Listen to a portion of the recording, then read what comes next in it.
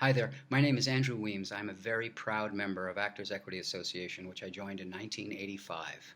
I am really happy and excited to add my voice to the voices of my sisters and brothers in equity who have, with such passionate and well-reasoned eloquence, been advocating for a fair wage on stage for working off-Broadway. I think off-Broadway has a precious and unique place in our national cultural life. I think of it as the heart and soul of the American theater. It's where so much of the most exciting, provocative, progressive, innovative new work is being done in the theater, and it's being done in New York City, one of the great cultural capitals of the world. I feel really proud to consider myself a member of a community of artists that are doing this work in this great city that I love.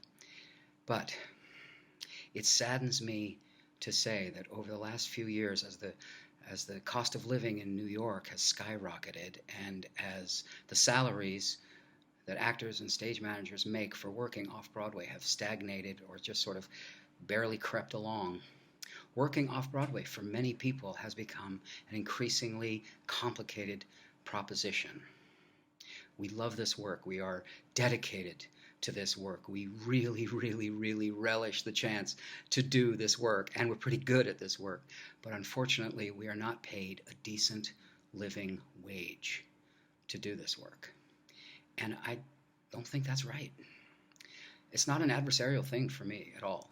I am in awe of so many of the institutions and producers and artistic directors who are dedicated to producing great new work off-Broadway.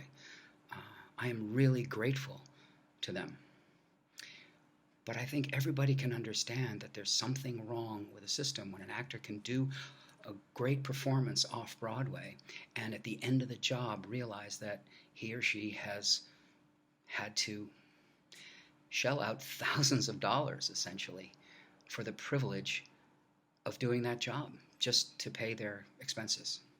Or that the actors performing off-Broadway are sometimes coming from 8 hours of a soul-crushing temp job to pay their bills, or are putting their groceries on a credit card, or worse yet, are not taking the job in the first place because the salary will not allow them to get childcare for their kids.